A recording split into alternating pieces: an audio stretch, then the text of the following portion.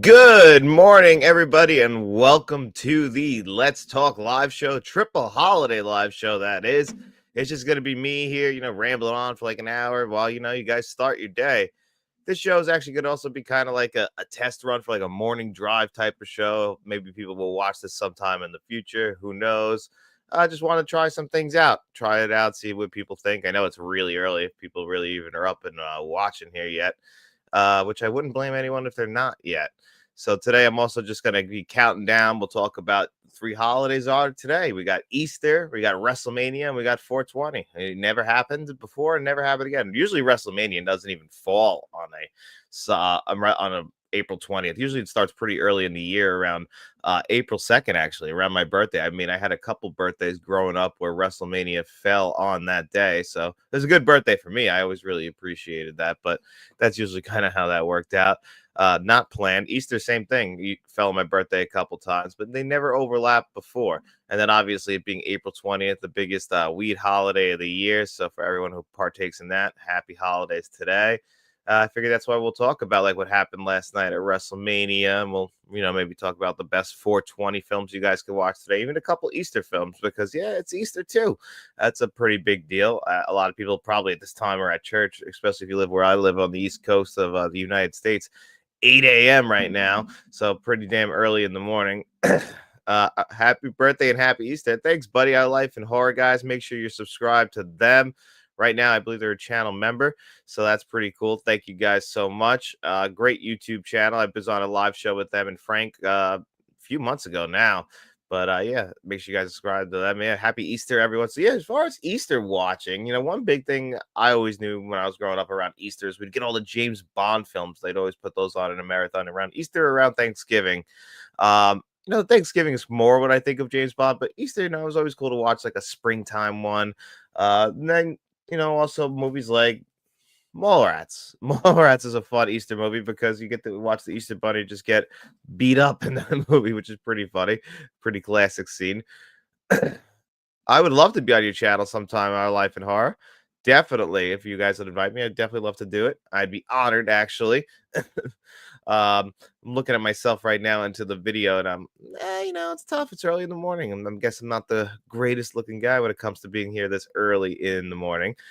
Thanks for everyone who's tuning in. I really didn't expect too many people to tune in this morning. I get it. It's pretty early, but I thought maybe while you're getting ready, starting your holiday, just ramble on a little bit, especially since last night I didn't do a live Q&A show. I was watching WrestleMania and couldn't do a live show and watch WrestleMania at the same time. If I'm going to do it, give my full concentration to one or the other. I'm not going to half-ass both.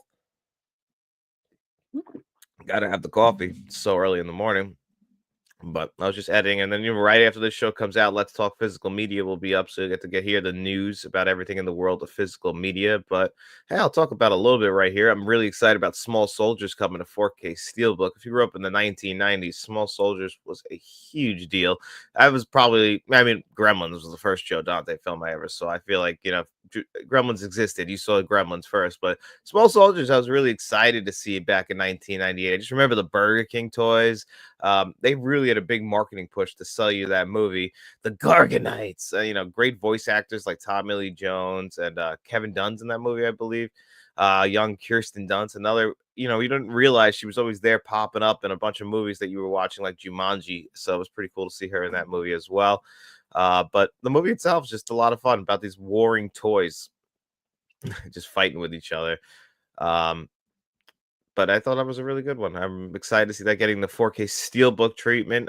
So far, you can only pre-order it over at, I think Walmart, and then Amazon themselves haven't put up a pre-order yet for it. So if you get it from Walmart, but I think they sold out right away as soon as the 4K Steelbooks came out. That was it. They were gone. So hopefully people got them, but I'm sure that they're gonna have re-releases pretty soon. What's up, Bobby? My dog Obi here. Just walking around again. We just kind of starting our day. Beautiful day here in New York. Sunny day. No clouds at all. No chance of rain. 70-something degrees. It feels like a spring day, doesn't it, outside? I don't know how it feels around the rest of the world, but pretty good right now. What else is going on? So other spring movies, like we were talking about, Easter Day. Mallrats is a pretty fun one to check out. And the Long Good Friday, me and David, aka Shamrock Balls, did a review of this on the channel about a year ago. I'd never seen the movie before, and he recommended it. And it's one of the greatest gangster films that you'll ever see. I can highly recommend that. And it's funny because, of course, watched it last year, and then later in the year it gets announced for a 4K Blu-ray, which I didn't expect it to get announced for a 4K Blu-ray, but it did, and I was pretty excited about that. Picked it up. I think it was Second Sight, not Second Sight. Maybe I don't remember who did the UK release. It might have been like Studio Canal did the transfer, and then over here in the US, Criterion did the release. I'm trying to remember exactly who it was, but they came out not too far apart. It's a really good 4K Blu-ray if you haven't seen it. I can definitely highly recommend that one. What else is going on as far as Easter movies? Easter's a tough one.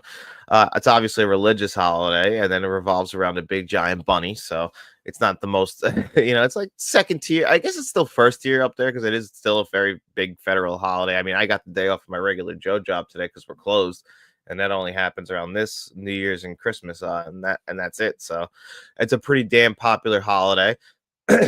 um, so that that's what I'll be watching. But tonight, more than likely, tonight's WrestleMania night 2, and last night was WrestleMania night 1. If everyone was watching wrestling last night, hope you guys enjoyed it.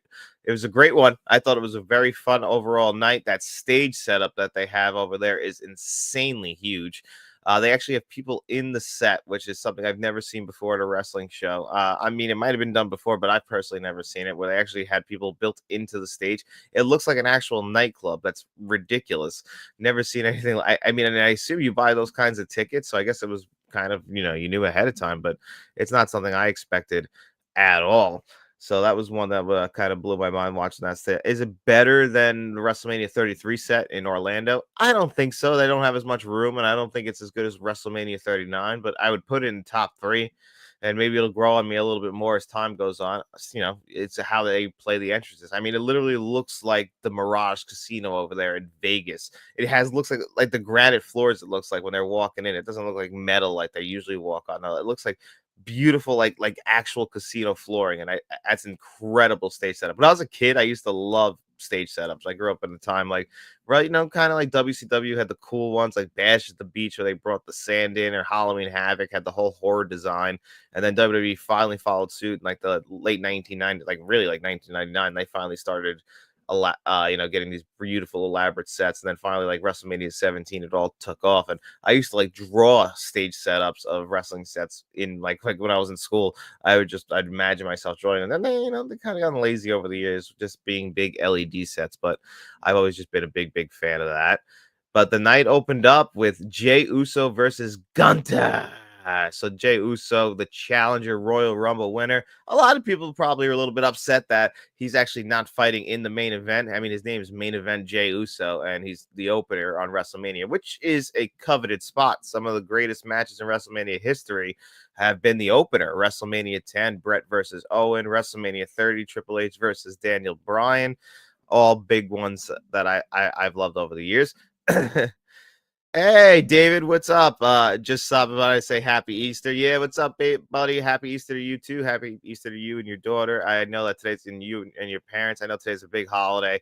I didn't expect a lot of people to be able to tune in here. I know you probably got to run, but I just thought I'd ramble on for 45 minutes or something just before the day got started. See how this works out, see how the feedback I get. But always good to hear from you, buddy. Hope you get to enjoy your day today. Maybe watch a movie at the end of it, and get some sleep, get some rest, because life itself. But I appreciate you popping in here, buddy. Me and David, we have an upcoming show to film this Tuesday. We talk about it when you see this Friday show, which is going to be Moonraker. Speaking of James Bond, always fun to talk about James Bond in the spring. Christian's here. What's up, Christian? Happy Easter to you too, buddy. So we are going to be covering, James Bond Moonraker, which is not one of the more popular James Bond films in the franchise. I know that, but it's still a fun one. It's still an entertaining one. And I think me and David broke it down better than most people will probably break down Moonraker. So I'm looking forward to that. And, tune in this Friday for that. But we're going to be filming an 80s classic this upcoming Tuesday. So I'm pretty excited about that because it stars one of my all-time favorite actors. Not one of the best actors, but one of my all-time favorite actors. So I'm pretty excited about that one. this upcoming Tuesday. No, we're not filming this Tuesday. We're filming the following Tuesday. This Tuesday, I don't think we got nothing, David. But yeah, look for Moonraker next Friday. And a break too. Yeah, I'm hoping to get a break today. It really, other than doing this today, which is just hanging out with you guys. This is a more like lighthearted live show. This one I don't really have too much notes. I took a top 10 list about 420 movies, but really I just want to come in here, hang out, talk to you guys for a little bit, just kind of give my thoughts and see if like you guys give some good feedback. Maybe this will become the Tuesday morning thing. I kind of want to do that. I just figured while people are on their way to work, you just throw on YouTube and you can listen to me talk for a little while. I used to love like morning drive kinds of shows. Like I used to have a job where I used to drive like 40 minutes. Like it took me 45 minutes to get to work, and I would listen to a podcast. But there's those daily podcasts where guys would just talk, and you can get like the news from that, or in our world, physical media news, movie news comes out every day. We could talk about that. I'm also a big sports fan. The Mets are doing pretty good to start the year. Not Juan Soto and his $750 million contract. But hey, Pete Alonso, our homegrown Met, is still hitting home run after home run. And it's a double win for me because he's on my fantasy team as well. So I gambled on him, getting that contract. He didn't get the big contract that he thought he deserved. I didn't think he deserved it after last season. Yes, he had a big home run in the playoffs that really obviously helped us advance. Without it, we weren't going any further. But, the bat came in when the time was right, but it was a very unsuccessful season overall for Pete Alonso. Everything was pretty much down. And you don't give a guy like that who had a bad year a big contract, especially for many year commitment. But he's proving himself early on this year. And I think, honestly, if he continues on this, you give him a big contract and you have him, Francisco Lindor, and Juan Soto be the big three of the future Mets. And then you just got to really get an ace picture in there. As much as I love Sean Manaea, he's just not, is he an ace? I think he's a great number two. But right now, he's our ace, and he's not even playing right now. I don't think Clay Holmes or Peterson have the same exact. Clay Holmes was a closer for how many years, or even just a setup man? Like it's since like 2018 before this, and he looks great. So that looks like a gamble that's paid off, and the Mets seem to have that good clubhouse feeling that you really need to be a successful franchise, and that's what you do when you get a great owner and Steve Cohen. The Mets and Jets right now on the opposite sides of the spectrum because Steve Cohen's one of the best owners in all of sports, while Woody Johnson is one of the worst owners in all of sports. Hopefully he becomes very self-aware of that and can correct the Jets. They're on the right path. The first thing you got to do is change the culture. And Aaron Glenn seems like the kind of coach that could change the culture of the Jets. He's coming from a great culture type of team with the Detroit Lions up there, and Dan Campbell, like everyone was talking about him biting knees and everything in his opening press conference. But what he did was he's able to motivate men, and he could bring in the guys in that he likes in his locker room, all a bunch of locker room guys. And it works out for them in the long run. Look at it. Yes, they collapsed in the playoffs last year, but to get that far for a Detroit franchise, which is one of the notoriously worst franchises, not just the NFL, but in sports in general, up there with just the worst of them. Like you think the Clippers, you think of the Detroit Lions. So unfortunate like that. The Cleveland Browns, one of the sad sacks. Mr. Smelly Potatoes here. Happy Easter, Mr. Smelly Potato, our channel bankroll member. Glad you could pop in here real quick. Hopefully I didn't interrupt your day too much and interrupt your holiday too much. Just thought I'd, pop in here and ramble on a little bit about some stuff. Just talking about the Mets and Jets and the Lions. We actually, speaking of which, you got another like Detroit, New York playoff battle about to start with the NBA playoffs. The Pistons and the Knicks. Why would I even think of the Nets? But yeah, the Pistons and the Knicks are going to be starting up pretty soon. Did they? I don't remember. Didn't they already start actually, Faith? Yeah, who won? I was watching freaking wrestling last night. Oh, Knicks won last night. What's up, Kevin Kruger? Kevin Kruger is actually the Pistons fan, so yeah, I haven't even watched the Knicks highlights yet. So the Knicks won game one. That's good to hear. What's up, Kevin? Kevin is our channel director. How you doing, buddy? Yeah, so I appreciate people are popping in here a little bit. I didn't really expect too many people. I know it's Easter morning, and people probably up late like myself watching Wrestlemania. So I didn't expect too many people to be in here this morning. But hey, I'm glad you guys made it in. I was just talking a little bit about wrestling before, just talking about Gunter and main event Jey Uso opening up WrestleMania and main event Jey winning the World Heavyweight title. I thought that match was pretty good overall. If I'm being honest with you guys, really did enjoy it. I did. Is this stream almost over? No. I'm only about 15 minutes into it. So I'll probably go for like 45 minutes, hour, see how it's going, just until I get tired of talking. But if more people are in here, that always keeps it going a little bit longer. If people don't pop in too much, though, then yeah, well, it'll be a little bit shorter. But hey, I got plenty to talk about this morning before the holiday gets started. Hopefully, you guys are enjoying a cup of coffee and whatever else you guys like to enjoy in the morning. I know there's people out there who just enjoy a good Diet Coke in the morning. Think it's a little strange, but hey, to each their own. Whatever everyone likes to start their day with, I support it.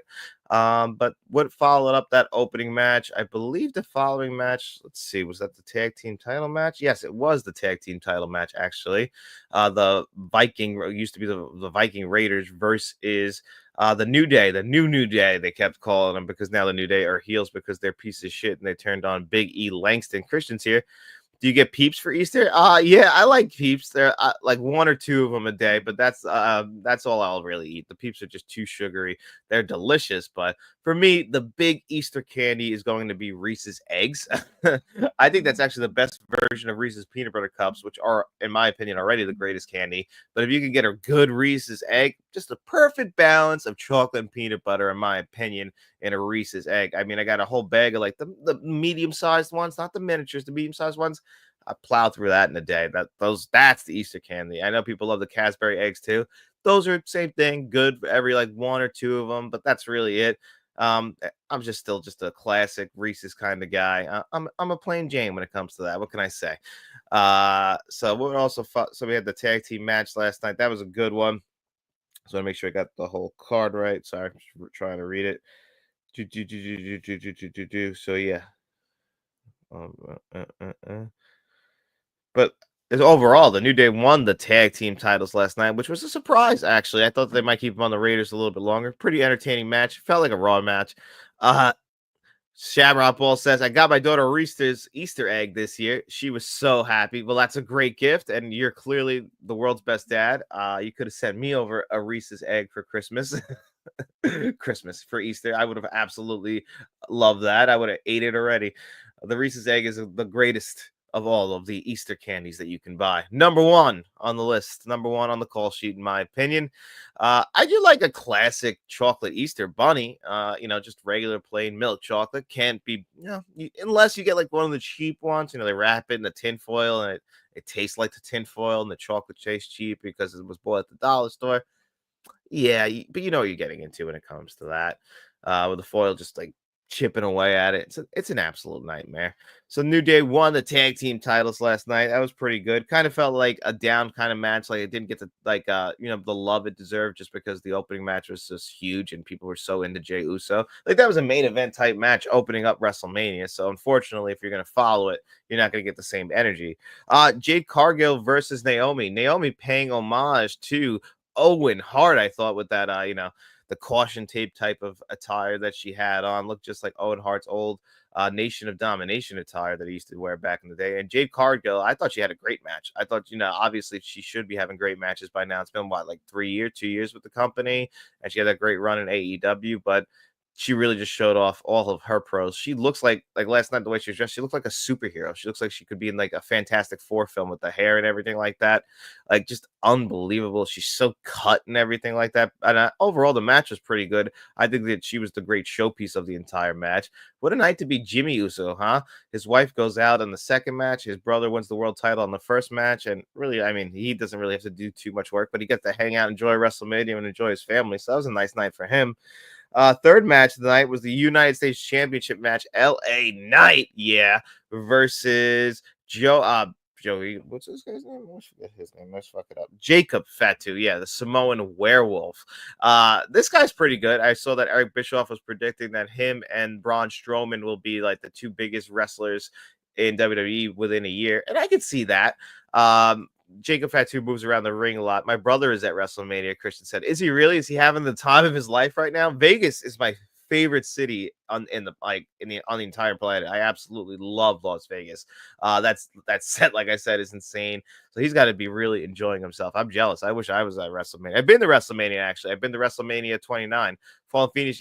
Been quite some time since I have talked to you. Life's been too great, but but I hope you've been well. Miss our conversations. Yeah, buddy, it has been a long time, and it's funny that you popped in here on a day where I'm talking about wrestling because I remember like I did a SummerSlam live stream years ago, and you were big in the wrestling then. I don't know if you're still huge in the wrestling or not, but yeah, because I know that you're the biggest, Bray Wyatt fan. So um, I don't know if you're still watching wrestling or not, but I'm actually in here talking about wrestling right now and talking about WrestleMania night one last night. So it was pretty cool. But yeah, I do hope you're doing pretty well. I'm doing all right, man. I hope you're doing all right yourself. I know that life can be pretty tough sometimes. Believe me, it gets me down a lot too. But overall, life can also be pretty good. So, and especially on nights like last night with WrestleMania, I really enjoyed that one.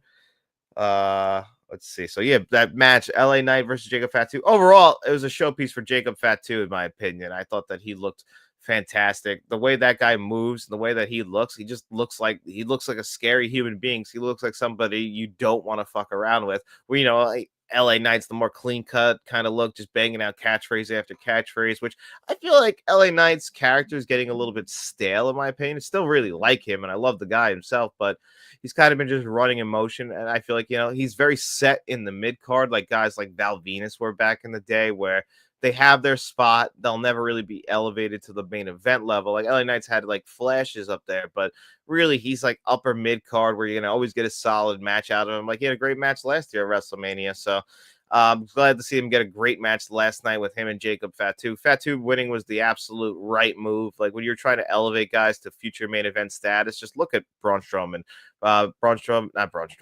Braun Breaker over there on the Raw side of things. He was just won the Intercontinental title. He's basically elevated to that second tier where he might become a main eventer within the year as well. So if you want to position these people as the second tier guys, almost to main event level, you got to have him winning those second tier titles. LA Knight will be fine no matter what because he's over with the live crowds, very similar to Jey Uso. The crowd loved that Jacob win, and that made my heart happy. Yes, that's one of the good stories in wrestling is Jey Uso. Jey Uso, how many years? What's it been like? I don't remember when he debuted. 2007, 2008. Just a tag team with him and Jimmy, and they were terrible in the beginning. People don't even remember that. They were just generic tag team 3.0. That's it. They had nothing, the Usos. They're basically just riding off the fact that they were Rikishi's sons, and how the Samoan Anawi family gets treated in WWE, that they always get kind of like elevated to like no matter what. Like look how many different gimmicks Rikishi had back in the day. He was a head shrinker, then he had that like motivational speaker gimmick, then he was the senton, and then he was finally Rikishi. But they just felt like the Usos were nothing, and then they reinvented their characters and they became one of the greatest tag teams of all time, in my opinion. Then when they separated, Jimmy might have not had this great solo career, but Jay blew up, and now he's being rewarded with the world heavyweight title. That's absolutely awesome. So happy for him. Jey Uso absolutely deserves that 100%. Glad to see a good guy get one of the wins. I don't know if it'll lead to a long title reign. I feel like this is like, just kind of very similar like Kofi Kingston years ago. It's really for the moment. And I can definitely see him dropping this one back to Gunther in some time in the future. Who won the question of the week? Oh, good question, Haunted Pillowcase, because I honestly have not checked since Wednesday. So let's take a look at that before we go any further. Question of the week was question number 3, which is Mr. Smelly Potato, which is something about physical media that I'm glad is gone, and one thing about physical media that I'm glad we have gotten. So Mr. Smelly Potato is the winner of a digital code as well. Congratulations to our channel bankroll member, Mr. Smelly Potato. Got some new codes in there as well, buddy, so you can reach out to me. You know how to reach out to me, and I'll let you know what was available. If you noticed during Roman's entrance about him on the dominoes, they showed the bloodline of each of them, and it was bittersweet. Yes, I did love that. And I also didn't realize that those were like a part of the actual like arena. I thought those were just like 3D, like how they have those graphics where they can pop up on the screen. I thought that's what that was. It might even still be. I don't know. They might have just been real. I don't know, but that was kind of throwing me off with those. But those were really cool. But yeah, I love that that I heard that this is like the official end of the Bloodline storyline, which makes sense. A 5-year ending at WrestleMania, and with the way that match ended, feels like the Bloodline, especially since now the Wise Man is turning on Roman Reigns, feels like the Bloodline storyline is officially over. And it had to end at some point. Everyone's gone their separate ways, but the greatest storyline. Did you watch the Knicks game last night? No, Kevin, I didn't because I was watching wrestling, and I heard the Knicks won. My wife, one of the world's biggest Knicks fans, she told me what happened just a few minutes ago because I just got up and came on here, so I was really pre-concentrated. But yeah, sorry to your Pistons. I know that the series is going to be a hard-fought one, regardless, because the Pistons are hungry. They're a young, hungry team. I feel like the Pistons are what the Knicks were last year. Like they really they have nothing to lose. No one expected them to be in this position, and they have great chemistry. And I could see them, obviously it's tough. If they weren't playing the Knicks, I'd be rooting for the Pistons. But either way, or the Knicks themselves, if they do advance, they're 0-8 against the Cavaliers and the Celtics. And really, they haven't been close to the Celtics or the Cavaliers. And it'd be pretty impossible, in my opinion, for the Celtics to honestly not make it in the East again. They're too good of a team.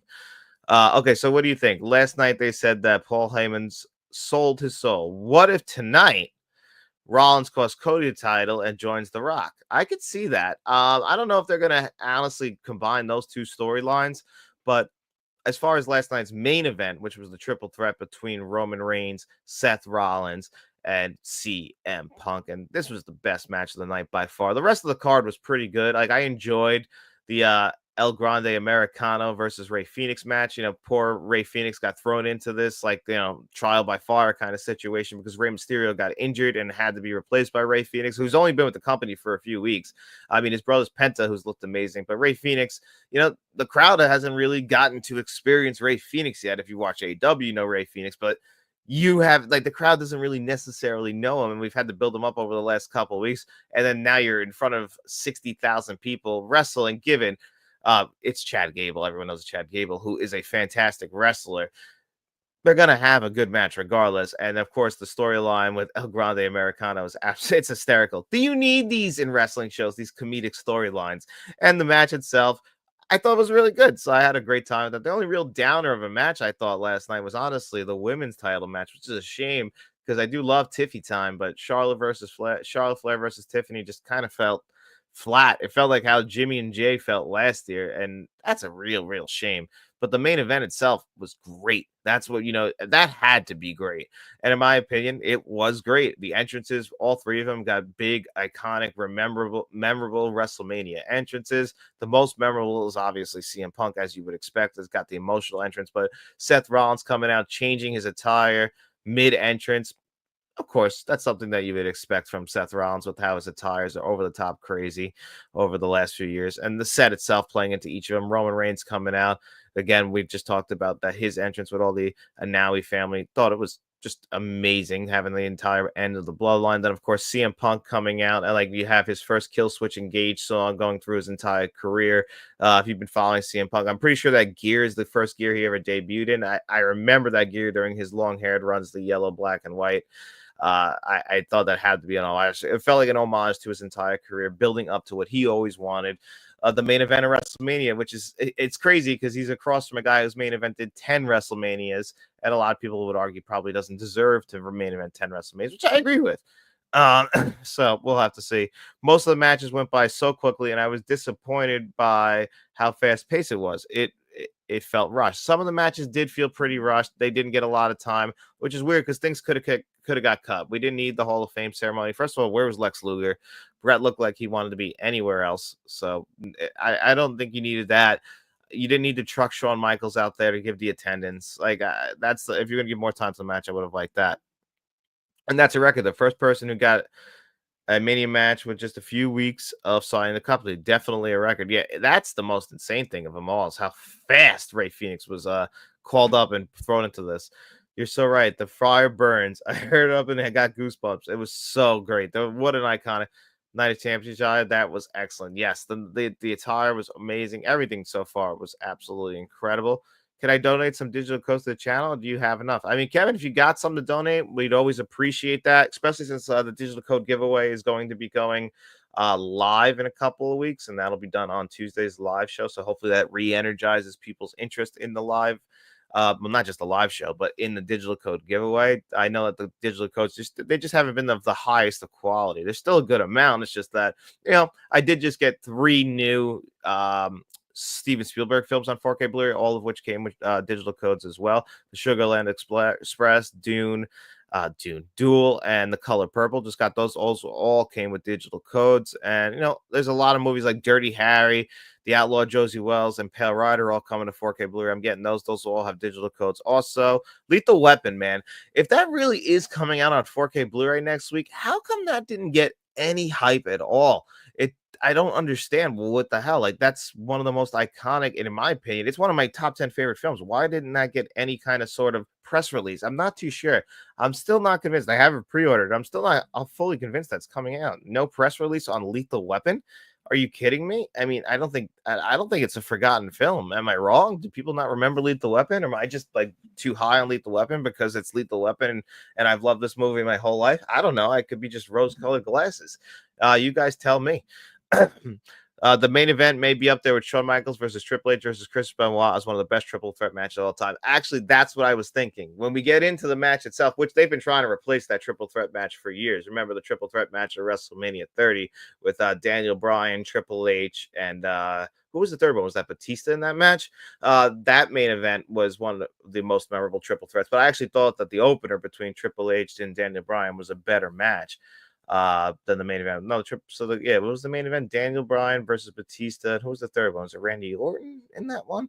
But that main event was that was a great match. But last night's main event blew that out of the water as well. Before even any of the Paul Heyman stuff happened towards the end of the match itself was already on pace to be an all-time classic. First of all, it rewards you for being invested in not just the Bloodline storyline, but CM Punk's entire career. Of course, being invested in the Shield. If you guys remember, Roman Reigns, Seth Rollins, they were the Shield. The chair shot heard around the world where Seth Rollins turned on Roman Reigns and Dean Ambrose at the time because he was the plan B for the Authority. Triple H said there's always a plan B. I don't remember what night that was. Was it the night after WrestleMania or Extreme Rules at the time? Whatever it was eventually, but Seth Rollins was the guy who turned on the Shield, and that's been following him around for years. So it's rewarded you for the long-term storytelling. CM Punk's entire career leaving WWE and now getting back to main eventing WrestleMania. You'll never get better storytelling than this. But then the match itself, you got three of the best wrestlers of all time. Seth Rollins, the most unappreciated wrestler of all time. I mean, he's like Shawn Michaels good to where he can have a great match with a broomstick, but no one ever talks about it. Even last night, like they had that great spot where because CM Punk's a good storyline wrestling, but I wouldn't say he's like one of the world's greatest like in-ring performers. He's really, really good, like 8 out of 10, 9 out of 10 good, but he's better on the mic and he's a better storyteller. But Seth Rollins, his in-ring skill, when they have that like inverted DDT in the DDT, Seth Rollins takes a DDT better than anyone. He like lands, like spikes his head and flips over. No one even brings it up, but he's just doing that, bouncing around like crazy. Then they got those new announce tables and the double freaking power bombs through him. The first one looked so stiff on CM Punk, and then Rollins went through it. Like, I guess Roman's like, all right, I got to be a little bit harder on this one. Power bombs him through that one. The thing just explodes. And then, of course, the great ending, where who's Paul going to side with? He slides the ring into the mat. He slides the chair into the ring, slides to the CM Punk. We think, and Roman sees it. Roman, such a great actor, by the way. Not only is he the best at kicking out in two, and everybody got to show how they kick out like at a late 2 count. Punk, Rollins, and Reigns is the closest one. Like, is that a 3?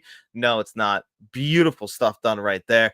Kicks out each of them, but like when Roman sees the look, he sees Paul slide it over, he's like, "Are you?" Like his eyes can't believe it. And then, of course, the first low blow where he low blows CM Punk, turns on him, begging Roman Reigns to forgive him. Then my tribal chief giving him the chair, like handing it to him like this, like, and then of course he low blows him, and it's like the most like poetic low blow you'll ever see. Like he leaves his hand in there. And then, of course, that's it. It's the big reveal. He's sided with Seth Rollins, which I don't know how this is going to work out. But overall, the way to end the show like that is at least very, very, very, very memorable and pretty unexpected. I thought that would be the only way Rollins could possibly win, and they went that route. Makes sense from a storyline perspective and from a memory perspective. What a match. It's really hard to replace that match. I know why they're trying to, but it's, you can't, but you could always hope. What are you going to do with the Blu-rays you got rid of in your collection? Actually, you can see them right there behind me. I'm just gonna give them away. I haven't decided if I'm gonna do like a wheel spin giveaway or just give them to people who might want them.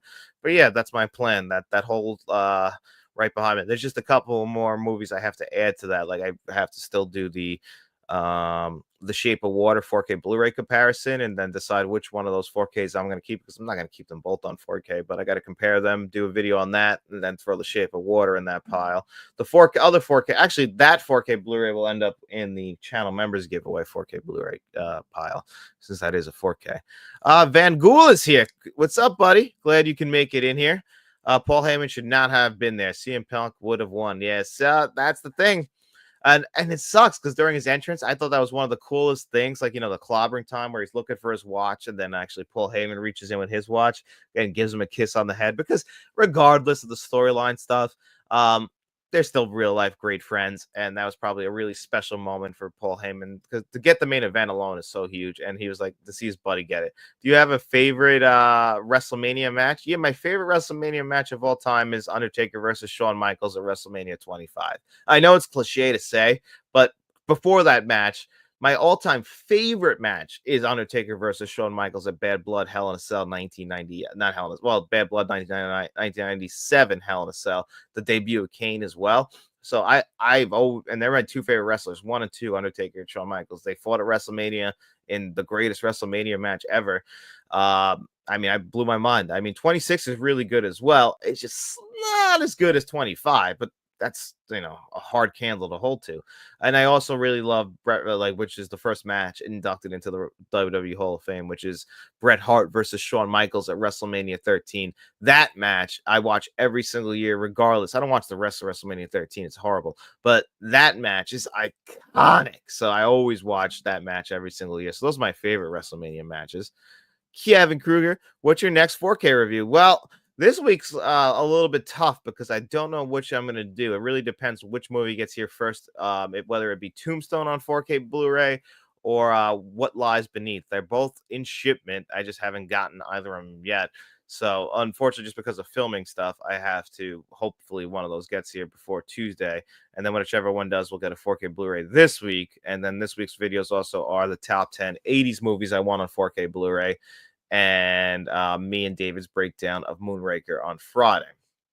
And I am going to, then the channel members reviews for Twin Peaks season 2, episode 3, and possibly a review for The Accountant this Friday. We'll just have to wait and see if I can see it on Thursday, but that's up in the air. And then next week, that's when I'll have all the 4K Blu-rays I've been waiting on, whether it be Tombstone, What Lies Beneath, but I'm also getting hopefully Lethal Weapons coming to 4K Blu-ray. That'll be in there. Dirty Harry I have pre-ordered. The Outlaw Josie Wells I have pre-ordered, and Pale Rider. So next week, not the week coming up, but next week's going to just be all 4K Blu-ray reviews, because they'll all finally be showing up. And then next month, forget about it. There's just so many in there. But this week, I'm waiting on the mail. Happy Easter, happy birthday. Thank you, Ryan Swayze. Let's see. The Iron Man match made me cry as a kid. Oh, the WrestleMania 12 match. That match, I've only watched that match twice because you got to commit a whole hour to it. But yeah, but that match is a lot better before I know kind of about, Shawn Michaels a little bit behind the scene. He's even talked about how he didn't appreciate the title, but the boyhood dream coming true is iconic. The entrance, everything you could want in a wrestling match. The match itself is paced very, very well. It's not as good as the Iron Man match between Kurt Angle and Brock Lesnar on SmackDown years later in 2003, I want to say. That match is incredible, and that's the best Iron match, I think, in my opinion. Have you seen Sinners? Yes, I saw Sinners, Ryan Swayze. I saw Sinners on Thursday. I do have a review here for the channel members, so if you are a channel member on the Friends of the Channel Tier It Up, you can watch my review of that. I only don't put them out there on the channel, but for like everybody, because nobody really watches my new movie reviews, and it actually kind of drags the rest of the YouTube algorithm down for me. So I kind of have to stick to my lane, because that's just how YouTube is, unfortunately, or else I just put everything up. But the channel members, you can get my Sinners full review, but I'll just repeat it here. I love Sinners. I thought that's absolutely the best film of 2025. You worry about things getting overhyped, and luckily that didn't. It also showed that Ryan Coogler, man, as good as I like the two Black Panther movies, when he's on his own, he's able to actually do what he can do himself and actually have a write and direct a film and kind of get carte blanche, it seems like, on the kind of story he wants to make with actors he wants to work with, and Michael B. Jordan playing dual roles. Delroy Lindo was fantastic again, like he was in the Five Bloods. I don't understand why this guy doesn't get the love he deserves. Haley Steinfeld, my God, that's a grown-up Haley Steinfeld, that's for sure. I'll tell you that. She was great in the movie as well. And if you can go into this movie without seeing a trailer, I think it's even more rewarding for you, because I mean the trailer makes it seem like it's one movie when this movie has so much going on for it, more than just what the actual trailers tell you. So I don't want to spoil anything here about it, but there's a scene in the middle of this movie that will go up there with some of the greatest scenes all time. The ending is so Tarantino-esque. There's just so much in this movie. The music itself is incredible. The IMAX sequences, so if you can see it in an IMAX theater, do that, because it's got like the changing aspect ratios, which they also do it in a clever way, which I really appreciate. So it's not so abrupt where like they'll expand the top and bottom before they go into another iconic scene. And it's just a different type of horror film, that it's not your stereotypical one. It's got a lot more going for it. Well written, well acted, well directed. I thought Sinners was fantastic. If you haven't seen it, please check it out.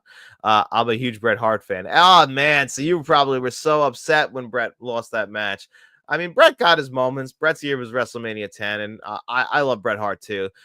Bret's a little bit bitter now, and I don't blame him. Like, I don't blame him, but Bret Hart is one of the greatest. He is the best in-ring performer of all time. I think Shawn Michaels is like the total package. Undertaker's my favorite, but Shawn's got the in-ring performance. He's great on the mic. He's got the charisma. He's got the showmanship.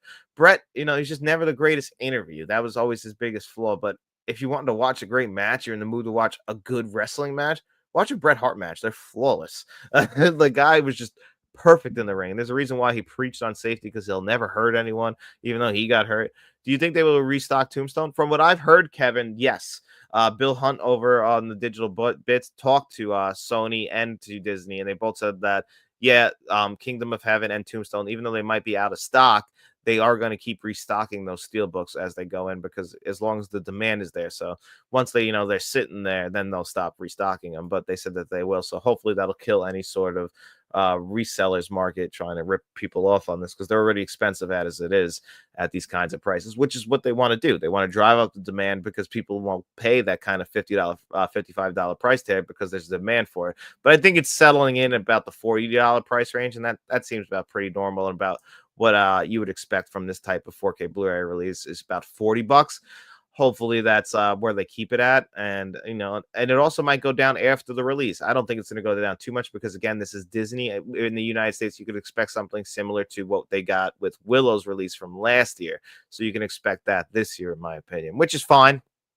I'm not too thrilled about those price tags, but as long as the quality matches, which I'll find out this week when Tombstone finally shows up for me on 4K Blu-ray, and I'll let you guys know. But as long as the quality is high quality, I'm talking like Searchers 4K Blu-ray high quality, then I can forgive a $40 price tag. 55 is a little bit high. That price, though, if you pre-order on Amazon, did drop down to, I believe, $41, and you should pay $41 if you've had it pre-ordered while that went in there, because Amazon has that lowest price guarantee kind of deal. So we'll just have to wait and see on that. What's your favorite Batman film? My favorite Batman film is one of my top 3 favorite films of all time. I don't know if I can get it in here. Yeah, you see it right there. See that picture right up there? That's a Batman 89 picture. That is my favorite Batman film of all time. One of my top 3 favorite films of all time. It competes for my favorite movie of all time. I've always loved Batman 1989. I've done whole podcasts on it with David. We're doing another podcast on it. I mean, people nowadays, when The Dark Knight came out, it kind of ruined the image of Batman 1989, or it removed memories of the quality of Batman 1989 from a lot of people's minds. And it's a shame, because, it's very much of the 1980s. It's a 1980s film through and through. It's a Tim Burton film through and through as well. Michael Keaton, a lot of people didn't expect him to be a good Batman, but, things I love in movies are beautiful production design. This feels like a unique Gotham City that you've never seen before. That gothic looking sets, German expressionism just on the screen, combining with a superhero film. This is the only unique looking, Gotham City in The Dark Knight is Chicago. It looks like a city. Well, this world, like it's like, where is it? Where is this Gotham City? Like Gotham City's not a real place, so it feels like not a real city. Like it feels like it's stuck in time. It feels like its own unique place in time. The Joker, played by Jack Nicholson, is Heath Ledger overall the better Joker performance? Absolutely, but I love Jack Nicholson's Joker. Yeah, it's a tuned up Jack Nicholson, but I still absolutely love him. Michael Keaton's great as Batman. That Danny Elfman score is one of my favorite scores of all time. It is my favorite score of all time, and the entire film itself is something that I just sit down and throw on like 3 or 4 times a year, just at night before I go to bed. It's comfort food for me because I've seen it just so many damn times. I love it. Have you given your rating on the whole night and how it went compared to past years? Yeah, so for night one of WrestleMania, I would probably give it an 8 out of 10. In past years, like I feel like since Triple H has taken over, I believe this is his third WrestleMania since he's been in charge, 39, 40, and 41. And all three of these 2 night WrestleManias have all been great since he's taken over. I feel like he's got the pacing down. He doesn't last night felt a little bit more rushed in compared to like how WrestleMania 40 felt, which I thought about. Like I think it's 13 matches overall, and you get 4 hours for each night. That should be plenty of time, but they like to put some filler in, which I get. You want to build up the energy. You don't want to just be going too quick. Sometimes the entrances can take too long and then force the rushing of the actual matches. But last year, I thought WrestleMania 40 had the perfect pacing. Everyone got the right amount of time. Whereas last night, some matches could have used could have used a little bit more time. But overall, all the matches before the main event were pretty entertaining, except for Tiffany versus Charlotte, which I thought was the worst match of the night. The main event, though, is a 5-star match. Like, so overall, like that's the match also you will remember from night one of WrestleMania. You're going to remember that. And you're going to remember main event Jay, the opener and the closer. As long as everything in the between was entertaining while you were watching it, then I think overall it's a pretty solid WrestleMania night. Night two should be better than night one. Ideally, you want to send the people home with like the most iconic stuff. So we'll have to wait and see. Last year, WrestleMania 40, I thought night one had the better wrestling, while night two was the bigger spectacle. But last night's main event was spectacle and great wrestling with iconic moments in there. So we'll have to wait and see. Heel Brett was amazing. Was amazing. I just rewatched that actually. The entire, because me and my buddies, we also, besides watching regular wrestling, the reason why I can't do a Saturday show next week is because we're watching Unforgiven 1998. So we've been rewatching the entire, like, on schedule with WWF from we started in 1996. We started with Survivor Series 1996. Speaking of which, Bret Hart versus Stone Cold Steve Austin. We wanted to see the entire Attitude Era come to fruition live in front of our eyes. So we get together when the pay-per-views fall on those dates, like in the modern time. So next week happens to be April 1998 as well. And that was Unforgiven, the Inferno match.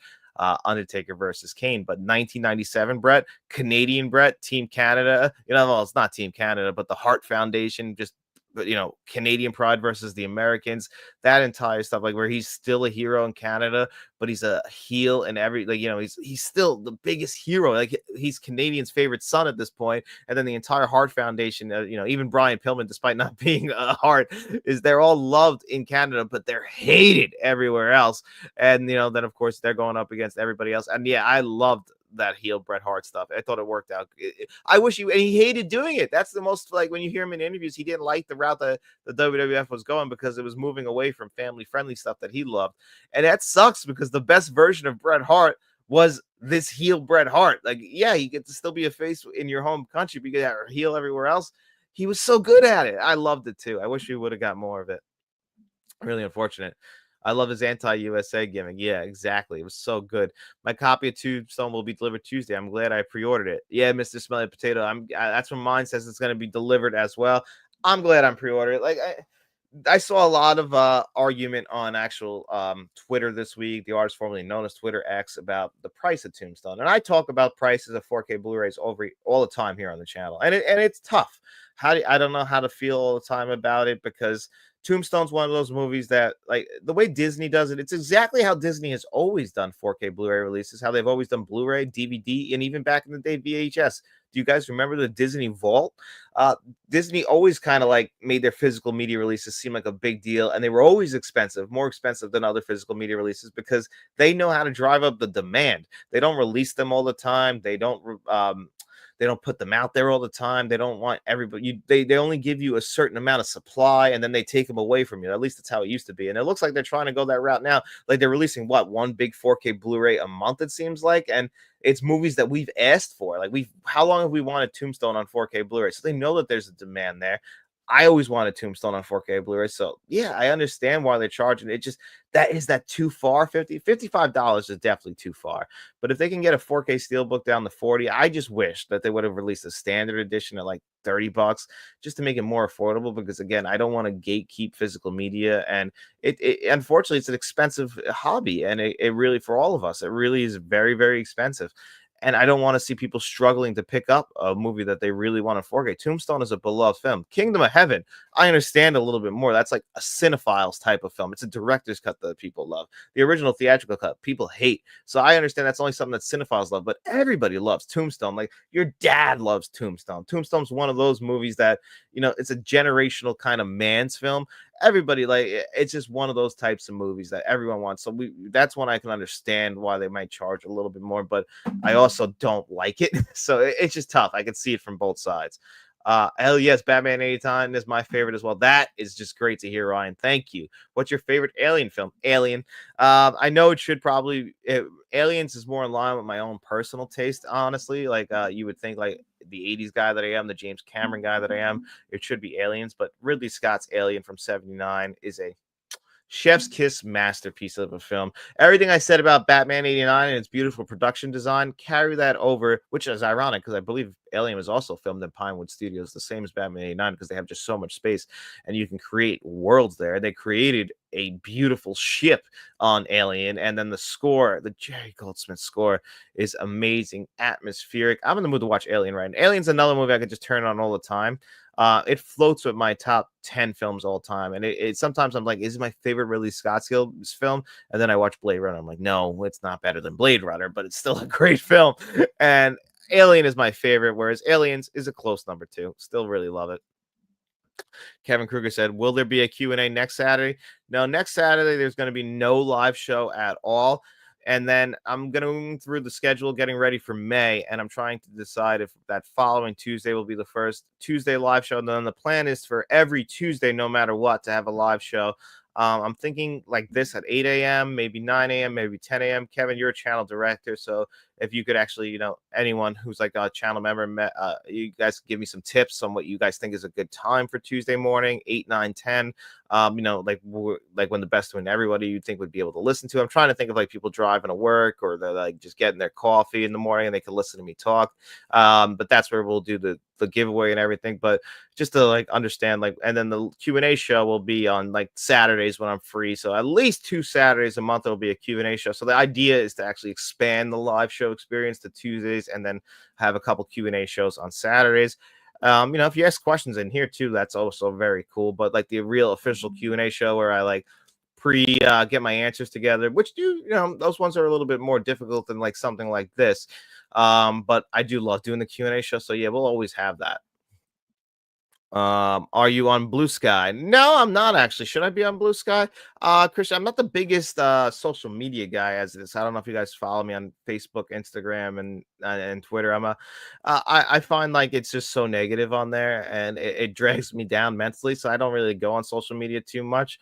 I will go on there and like I'll share the stuff, but I probably could grow the channel a little bit more if I went on there. But I just don't like it. So although I've heard that Blue Sky is a pretty less toxic version of social media, so maybe I'll try that one out. But I like just talking with the people on here. Everyone seems so cool on here. Do you collect anything else? I used to collect CDs, but right now all I collect are movies. Yeah, unfortunately, just because of money and physical media being such 4K Blu-rays in general being such a huge commitment financially, and I want to make sure I can afford everything around that. I do only collect movies, but I have like another expensive hobby. I still love video games. Like, and honestly, I gotta, I didn't play many video games in 2024 just because of time, and it definitely is affecting me. I miss playing video games. And I would like to, hopefully this year, if I have more time, commit and play a little bit more video games just because I miss it. I do miss it. That was a huge when I was a kid, I could never imagine a world without video games. I have vivid memories of me talking to like my cousin friends in school and saying, I'm gonna be playing video games till I'm an old man. They're the best. I'll never stop playing them. And I think I played maybe a total of 10 hours of video games in 2024. And I'm like, wow, it sucks. It's just, but it's, you have jobs. Yeah, I got YouTube. I got my wife. I got my dogs. There's not enough time in the day. So, and movies are number one. So we got to always knock something off. And unfortunately, for me, it's lately been video games. I have a good digital video game library, though, I bought over the years, and hopefully I can go back. I mean, the Switch 2's got me intrigued, and maybe like that's something that I know that Jeff, John Doe Juggalo, like he's excited for the Switch 2, and it's kind of making me, him and his whole family is, and it's making me like excited for it. Like, I'm like, oh man, like, but it's just like, am I just being nostalgic? Do I actually want, like, I don't want to buy something and then not play it at all and waste my money. That's the whole thing. It's like, well, I have buyer's remorse. We'll have to see. um, let's see, who is this? Ryan, were you a fan of Alien Romulus? I was a fan of Alien Romulus. I wasn't as high on it as everybody else was. I still felt like it was a little bit too cheesy, and I love cheese, but like ripping off direct lines out of Alien and Aliens and playing into your love of Alien and Aliens. It's very legacy sequelitis in that sense, where it's playing with your love of those two movies, and they think that automatically elevates it to a higher status, and I don't think it does. I still think it's really good, though. I still think there's enough original ideas in there, great acting, great production design, a good score, that overall it's definitely the third best Alien film of all time, and it was a great one in theaters. I just don't think it's like everyone was saying, like a 9 out of 10 or giving it like 9.9. It's like a good 7 out of 10. I thought it was good, but I just didn't think it was as great as everybody else made it out to be. But I still was happy. People are saying the main event was just a custody battle for Paul. It kind of was. Like, when you think about it, how upset CM Punk or Paul Heyman would be, CM Punk or Roman Reigns would be over the fact that they just didn't get Paul Heyman to be in their corner. Like they're fighting over an old man. Yes, he is the wise man, but it really was a custody battle for Paul. And the mother and the father didn't win, actually, the custody battle. It turns out the maid won in the end. It turned out it was Seth Rollins. He dresses like a maid half the time, so it makes a lot of sense. Anyway, I'd follow you on there. Twitter is way more toxic than Blue Sky. So yeah, maybe I should try Blue Sky. Yeah, Twitter's probably the most toxic place in the entire world. Obviously, that's where politics reign supreme. And I absolutely hate politics. I don't want to talk ever politics. It's a nightmare scenario. It's a lose-lose situation. Anyone who commits that, like, I mean, it's also can be rewarding, like, as far as being in the YouTube community, because it's always going to draw in an audience. But I don't really like negativity that much, and I hate confrontation. So that's just something I personally like try and stay away from. Sometimes, I'll even get baited into it when I read something so stupid. I'm like, why would I even do that? Why am I giving into what they want me to give into? I just do not like it. What games are you anticipating? Yeah, so as far as games go, I'm definitely excited about that Super Mario Kart. That's why that's got my attention. They're supposedly remaking Oblivion from 2006, which was one of my all-time favorite games. I can remember back in 2006, I had a save of 169 files, the most I ever committed to an RPG, because I wasn't always the biggest RPG guy growing up, but people love Final Fantasy VII. I played that. I thought it was good. But then Oblivion came along, the Elder Scrolls Oblivion for the 360. It's so early in the 360's life cycle, and there weren't so many games. And this is 2006, so I'm like, I was really young. I didn't even have my first job yet in 2006. I didn't get my first job till next year. So that was my last summer where I was like a kid, where, I had the summer off. So I was playing video games the whole summer. I remember that was the summer I was eating a lot of mint chocolate chip ice cream, playing Oblivion, and watching this old Undertaker DVD, which ties right back into today, where I would watch the Undertakers. Like, they had like a whole collection of matches. We kind of had to do this before streaming. And that's where I would watch like Bad Blood 98, 97 all the time, and watch Undertaker versus Shawn. You could also watch Ground Zero, Undertaker versus Shawn there. And I just remember watching that all the time that summer, playing the Elder Scrolls Oblivion. And that's supposedly getting a remake. It hasn't been officially announced, but I think it's coming. And that has me super intrigued. I hope that's so true. I love the Elder Scrolls Oblivion. Hollow Knight's my favorite game of the last 10 years. I'm super excited for Silksong. What's so funny is that a guy I work with at my regular job, he brings up Hollow Knights all the time. So I guess that's something I have to like put on my radar, at least, because he loves that. He also is a big anime fan. He's always trying to get me to watch Attack on Titan. He's like threatened to, like, he's like, I'm just gonna pay you on your channel and not force you to watch it. I really should watch Attack on Titan. It's just again not enough time in the day. But Attack on Titan is supposedly one of the greatest animes of all time. So maybe that's something I should put on my radar. That's the world we live in, guys. It's crazy how much forms of entertainment we had. I'm sure a lot of people around my age or even a little bit older than me can remember growing up that wasn't that much, and we weren't as connected. Like, yeah, we had video games, but you played video games at home, and if you wanted to play with somebody else, it was somebody in your family or a friend who came over and you played split screen. Nothing like this. I remember when online video game like took off for like the on like really like people were playing on the computers, but you had to have a computer set up. But for like the rest of us who just really got the consoles, when the 360 came along and made it so much easier for us to all play on Xbox Live. And I feel like that's when the world just changed. Like what it is today is nothing. Like, but I was in love with the early online days. Any NASCAR updates? Yes. Speaking of which, when it come no race this weekend, but last weekend they raced it, and the last few weeks have been pretty boring. I'm not gonna lie to you as far as the racing goes. It's just been like they've been doing short tracks, and the current NASCAR car that they have, the new next gen car they call it, or it should be called the Gen 7 car, has not been putting on great races at short tracks. So despite the season starting off so well as far as an entertaining sport, it's been very boring in the last few weeks just because the cars can't pass on these short tracks, and they even had a tough time at Darlington. So Kyle Larson dominated Bristol last week with 400 and I believe 46 laps led of the 500 laps. Just insanity. So not a great race. One caution from contact, which is also crazy. Bristol used to be the most coveted ticket in not just NASCAR, but in all sports. There was a waiting list, a lot like up there in Wisconsin with the Green Bay Packers. There's a waiting list. Like people would put their will, their names on the waiting list for their kids to go to Bristol. That's how much of a coveted ticket it was. Now it's like half sold, and they had already removed seats. And it's because the racing is bad, and these next gen cars are terrible on short tracks as well. So not really the most entertaining stuff, but hopefully it picks up in the next few weeks. They'll be going to Talladega, which should be entertaining. And not Ryan Blaney is also my favorite driver, and he hasn't had a great start to the year. Really, just bad luck, which kind of sucks. Do you also watch F1? No, I never got into F1. I was always just a NASCAR guy through and through. I'm not even really the biggest car guy. It's weird how I got into NASCAR, really. Like, it doesn't necessarily line up fully with my personality. It just happened to catch me at the right age. Like, and also like a good storyline or dramatic. I'd sad to say, actually, but like in 2001, when Dale Earnhardt died, I followed the story of that whole thing and it intrigued me. And because of that, I just never missed a race from 2001 on. And then I just ended up falling in love with the sport in general, the history of it, the drivers. It all just it became special to me, and it became the thing that I loved most in the world was actually watching NASCAR. I couldn't look. I looked forward to it every Sunday. So you see, I have NASCAR. I love wrestling. I love video games, and then movies are still number one for me over everything. It's just not enough time in the day to have all these hobbies and then talk to people, everything like that. So it's crazy to have. Then I do like baseball, basketball as well. Not maybe not as much as like I watch NASCAR or wrestling or anything like that. Hillbilly 101, like NASCAR. That's the stigma around NASCAR. I don't even live in the South. I live in New York, and there's not many NASCAR fans in New York.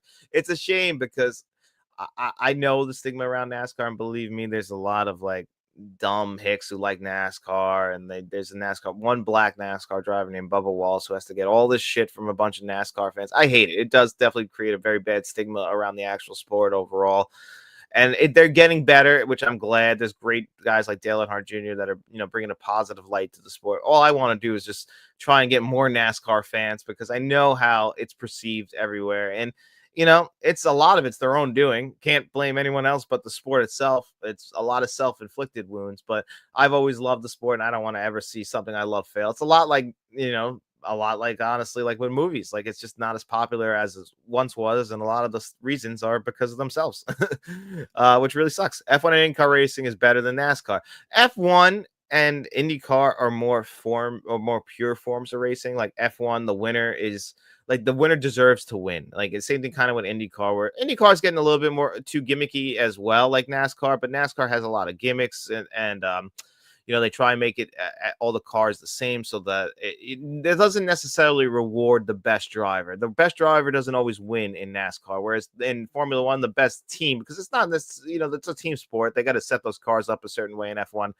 The best team usually wins in F1.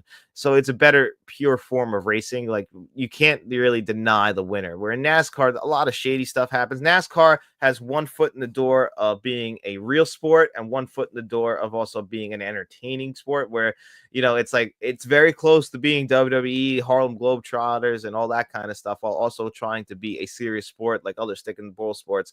It's just that unfortunately they want to bring viewers in, and that's when you start leaning too much into entertainment, which I want to be entertained, but you're also, if you want to be taken seriously as a real sport and make sure that your champion is a legitimate champion and not a fake Mickey Mouse type of champion, you better be making sure that all that stuff is legitimate. And unfortunately, NASCAR has a legitimacy problem. I can admit that there's a lot of flaws in NASCAR. If they call me up, I would love to help, because again, I love the sport. It's just that, when your playoffs are a gimmick, it's going to take away from the sport, and I'm fully aware of that. Given how popular NASCAR is, I'm surprised there aren't more NASCAR movies. Well, NASCAR's popular in like the United States. I don't think NASCAR is popular really anywhere else. They're trying to make it more popular in Mexico. I know they want to bring it to a European market eventually, but I don't know how many people outside of the United States and maybe Canada and Mexico actually really like NASCAR. Most people, when they think of racing outside of the United States, I think it's a lot like a soccer or American football, where it's love like the F1 would be that version everywhere else. Where I think F1's more of a worldwide sport as far as racing goes. And again, it's the like purest form of racing. The cars go way faster than NASCAR's. It's not oval racing. They race those in the streets and obviously road courses. IndyCar is basically just NASCAR as well. The very similar type of sport, but they just have a shorter season. The cars are much faster as well, and of course they have the Indianapolis 500, which that and the Daytona 500 are the most popular races. NASCAR, though, as far as movies, though, I just think that's why it's a hard to sell. Unfortunately, the two most popular movies are not the most respected as far as the sport goes. But NASCAR's always been one to allow people into their sport, because again, they're not the most popular, so they're always like more open to allowing people in to view it. So like when they wanted to make Days of Thunder, Hendrick Motorsports was very open, and NASCAR allowed them everything. Same thing with Talladega Nights, gave them access to everything that they ever could have wanted. Cars, helped them film, set time aside for them to film during their biggest races.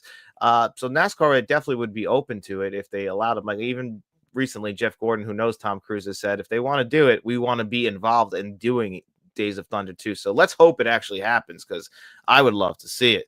Have you seen the movie Flight Risk? That's the new Mel Gibson movie. Haven't seen it yet. I wanted to get that 4K with Mark Wahlberg's balding head on it. I just couldn't what's it called, justify the price yet, but I do want to see Flight Risk. It looked great. It looked entertaining as hell, at least. Are you going to watch The Woman in the Yard? Yes, I am, because the first thing I heard about that movie was somebody said it kind of reminded me of The Ambition of the Empty Man. And if you guys know how I feel about The Empty Man, then you know that I'm pretty damn excited for a movie like The Woman in the Yard, where it's ambitious like that not everybody gets. Sign me up. That sounds like a kind of movie I'd be very interested in. So I'm looking forward to that eventually. Is Joe Gibbs still involved in NASCAR? Joe Gibbs Racing is either one or two as far as teams in NASCAR. It goes Hendrick Motorsports and Joe Gibbs Racing. They are the two. He is literally huge in NASCAR. His teams win all the time. Denny Hamlin has 2 wins this year, and Christopher Bell has 3. There's only been 9 races. His team's won freaking 5 of those 9 races. And it's not like his grandson, Ty Gibbs, also races in the sport. The thing with Joe Gibbs, really sad, though, is both of his sons passed away at young ages from medical issues. And that's terrible. It always makes me feel pretty sad about that he passed away at such a young age, his kids. But he's still pumping out win after win, and yeah, he's huge in NASCAR still, which is always really cool to see. Obviously I root more for the underdogs, but yeah, Roger Penske, Joe Gibbs, and Rick Hendrick, the 3 big owners in NASCAR right now. And then everyone else trying to compete with them. Basically they're chasing them, keeping up with the Joneses, everybody else. But Joe Gibbs, yeah, he's built up one of the biggest teams. He's more of a NASCAR figure now than I think he was a football figure with the Redskins back in the day, which is also insane because he won 3 Super Bowls with the Redskins. And I believe they're only 3 Super Bowls. So that's just insanity, in my opinion. But yeah, so um, let's see what else is going on. Make sure in the chat. Are the best NASCAR teams just the ones that spend the most money? Is there a rally cap in NASCAR? So it's so funny you talk about that because this is something that they've been talking about doing recently, and it's actually supposed to be happening pretty soon, like within the year. Is they're going to put a salary cap in or spending cap they call it because of what you just said? Joe Gibbs Racing, Hendrick Motorsports, and Penske. All three of them do spend the most money in NASCAR. NASCAR right now is not in the best of shape. It's not making a lot of money, and the teams themselves don't make a lot of money. So, actually, one of the teams, 2311 Racing, Joe, they are suing NASCAR right now. Denny Hamlin and Michael Jordan are suing NASCAR for being a monopoly because they aren't doing so well financially. Like guys like Joe Gibbs, Rick Hendrick, and Roger Penske are rich outside of NASCAR, so they just kind of look at it as like a hobby. So they can spend as much money as they want just because they're chasing wins. But if you try and have your business revolve around NASCAR, it doesn't necessarily work, which sucks because if that's what you're putting all your money into, you expect a return on it at least somewhat. And that's why 2311 is suing NASCAR for the monopoly state of the entire business. So, unfortunately, yes, the teams that spend the most money usually do win. It's been an issue with NASCAR for years. The next gen car is supposed to fix that, but still, teams with the money will always find ways to spend money to help win races. It's not necessarily it's stock car racing with money involved, and unfortunately, money is a huge part of NASCAR now, which it never was. It used to be it used to be a real blue collar sport where people worked on their cars themselves. Now it's kind of turned into a rich kid sport, which it never was that way. Like where it was supposed to be literally for the working class. Like anyone could people used to just live their lives being a NASCAR drivers, like JD McDuffie in like the 80s and 90s. Guy never finished in the top 10, but he made a living and on just building a car, bringing it to the track, running in the back, and getting a payout. Now you don't make enough money in the sport, and if you want to even race in the Cup Series, you better have a lot of money. You better have corporate backing because they're going to be the ones fronting the entire bill. Like, look at RFK Racing is another example. Roush Racing from back in the day. Now they're RFK Racing because Brad Keselowski owns a part of it, and so does the Fenway Foundation. So Roush, Fenway, Keselowski Racing. They just got big backing from Kruger. Without that kind of money, teams fail. Teams fold. That's why when teams lose a big sponsor, they go under. A few years ago, it was a team called Front Row Motorsports. They won a championship. They had to go under because they lost a big sponsor, and that's it. You can't stay afloat because of that, even though they won. Have you seen to live a? Have you been to a live race? Yes, I went to the 2007 Daytona 500 that Kevin Harvick won. Yeah, me and my dad went there. We used to go to Florida every year around the Daytona 500, so we finally just went up and saw the race. My grandparents used to live down in Florida. They've since moved back, but back then they did. So we used to go down there during winter break when I was in school. And one year my dad took me to just me and him went because again, we were the only ones who like NASCAR. Now my dad doesn't even really like NASCAR anymore. Like I said, the sport's not in the best of shape. But I'm loyal. I'm loyal. It's the same thing with WWE. No matter how low it gets, same thing with movies. No matter how low it gets, I'll always come crawling back for more. I don't care. It's built into me. These are core loves I've had since a kid. I can't turn my back on them. They always come crawling. It's like an addiction. I hear it in the back of my head, like I'm not playing video games anymore. I'm done. Oh wait, what's coming out? Yeah, I'm playing video games again. This is just what happens with me. I don't know anything about it, parents. It's always a blast hearing someone talk about their passion. I appreciate you saying that. Yeah, you'll get me going on it. Like I would love to talk. Like these are things that's why hopefully this show kind of like I hope people watching the replay give me some feedback and we can make this an every Tuesday morning thing. Like I want this kind of thing where I could just kind of ramble on about a bunch of things I love where I don't have to necessarily like focus on one thing just because it feels more natural. I want to like be able to talk naturally, like when my regular videos, we're talking on a subject. I do my research and everything, but this is just kind of me popping off the top of my head, and I can just enjoy it. What did you think of Novocaine? Novocaine. I actually haven't seen Novocaine yet. Believe it or not. Looking forward to checking that one out. I like him. What's his name? Jack Quaid. I thought he's been pretty good. I haven't loved him like everybody else loves him. I thought he was good in The Boys. He was good in Scream. What was that? Just Scream that he was in. He was good in that. He was good in Companion earlier this year. He's been just very solid, but he just seems like he's plays kind of one note. And needs a little bit more range from me, but he also seems like the coolest guy, like a genuine nice guy. So I'm really loving Jack Quaid, just not loving necessarily every performance from him. Like the person though, which is always a positive for me. I like seeing genuine good people do good things. It's always the worst when you find out that someone from behind the scenes is a piece of garbage. That always kind of ruins. It's like, oh, really? Whether it be in wrestling, movies, anything. When you find out just like a person's a bad person, you're like, come on, that sucks. You don't want to find that out about somebody you admire, but it happens. It happens all the time. There was probably some big Steven Seagal fan out there that was like, that's how Steven Seagal is for real, and just ruined their entire day, which sucks, but that's kind of what happens. Um, but anyway, guys, I gotta start getting ready for the actual day and going out with my wife and doing our shopping. I really like Novocaine, Mr. Smelly Potato. Mr. Smelly Potato, I know goes to the theaters all the time, and I know at least he appreciates my new movie reviews when I do them. So at least I know because going to the movies, I think I've told you guys, I get a little bit burnt out by new movies nowadays because they all feel very similar to each other. That's why like The Brutalist and Sinners have felt like such a breath of fresh air for me because they felt special. They felt big, like kind of how Oppenheimer felt a few years ago. That communal experience of like we're all seeing a great movie. I love that aspect of going to the theaters, and I miss that all the time. It's just I get a little burnt out by the generic nature of modern film. They all feel very similar and cash grabs to me. Happy Easter and thanks for the live. Happy Easter to you too. Happy Easter to everybody who's in here. Kevin Kruger, Mr. Smelly Potato, everybody who popped by, everyone watching on the replay. Always, guys, please give your feedback on anything I can do better. I will not be offended by it. Just, don't say it in a rude way. If you got anything I could change, email me. You could leave it in the comments. I'm always looking to get better at doing this. Things you want to see me do. Say, like, I can't say I'll do it all, but, I always appreciate all the comments, any which one of them. I just want to talk to you guys. Thank you guys. I try and respond. Thank you guys all. Happy Easter. Happy 420. Happy Wrestlemania Day, baby. Enjoy the day and then enjoy the night. And we'll see you guys. Have a good one.